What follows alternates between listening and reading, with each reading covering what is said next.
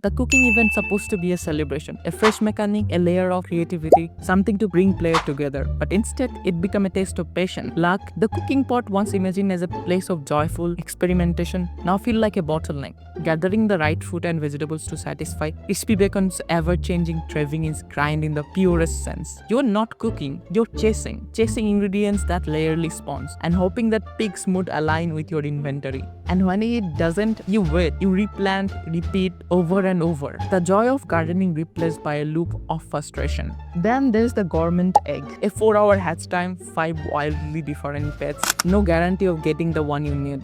It's not just slow, it's pushing.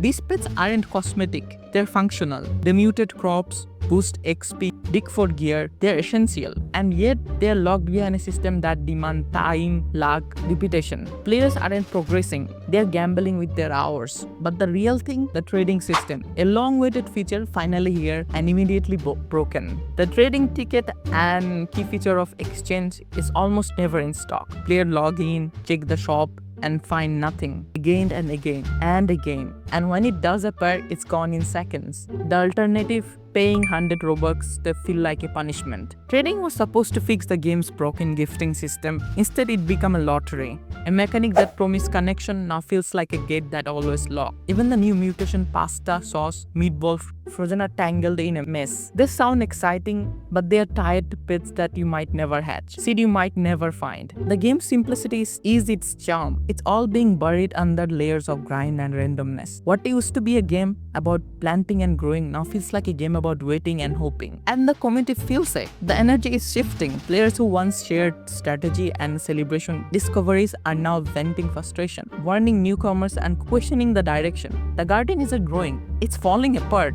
And the worst part, it didn't have to be this way. The ideas were good, the potential was there. Execution, it left players tired, disconnected, and wondering if the game they loved slipped away. Garden didn't need to be bigger, it needed to be better. And right now, it's neither. And if the grind wasn't enough, the gourmet pets, the big reward from this update, just don't deliver. Let's start with the French Fiferant. It's supposed to boost other pets level every 20 to 60 minutes. But the boost is random and the timing is huge and the effect is barely noticeable. You wait an hour for a tiny level bump that doesn't change anything. It's slow, unreliable, and not worth planning around. Next is spaghetti slot. It's applied pasta, sauce, or meatball mutation to crops. Sounds cool, right? The mutations are rare, the triggers unclear, and the result often disappointing.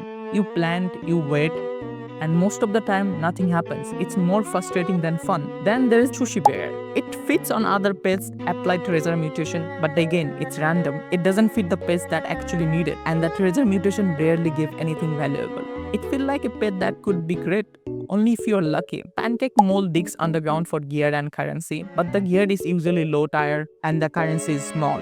The digging takes forever. It's a passive pet with passive rewards. In-game that's already slow. It adds even more waiting. And finally, the Frozen Bunny. If it carrots for a 5-time value bonus and apply freezing mutation, the bonus only work in specific situation and the freezing effect doesn't really matter. It's cute, but not useful. The worst part, you don't get to choose your pet. You hatch a gourmet egg and wait over 4 hours and hope you get something decent.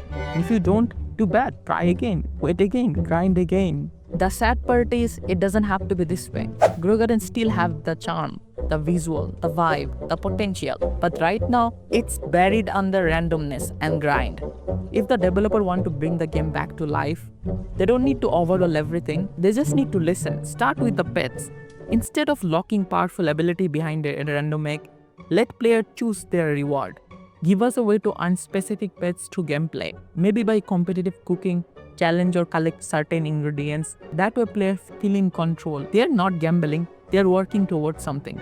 Next, fix the pacing. Right now, everything takes too long. The hatch timers, the crop mutation, the cooking cycles, they all drag. Speed things up. Make the cooking pot more responsive. Let player cook more often. Give us smaller wins along the way, so it doesn't feel like we're waiting hours for single moment of progress. And the trading ticket, make it reliable. If it's going to cost 100k shekels, it should always be in stock. No more random shop rotation, no more disappearing tickets.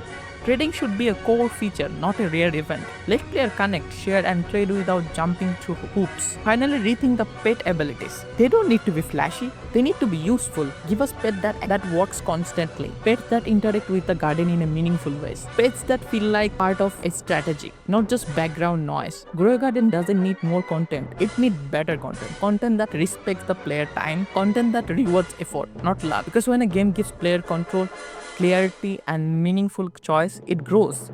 And right now, that's exactly what Grow Garden needs. So that's the story. A game once felt like a cozy escape, now tangled in timers, randomness, and missed potential. But beneath the mess, there's still something beautiful, something worth saving. Grow Garden isn't broken, it's just lost. And maybe, just maybe, if the right changes are made, it can find its way back. I made this video because I care, because I spent hours in this game. I have seen what it could be. If you felt the same frustration, or if you just love games that respect your time and creativity, stick around. I'm new to video making, and every like, comment, and subscribe means the world to me. Seriously, I'm learning as I go, and your support helps me keep improving, keep creating, keep telling stories that matters. Thanks for watching. If you liked what I made, please consider subscribing. It really helps.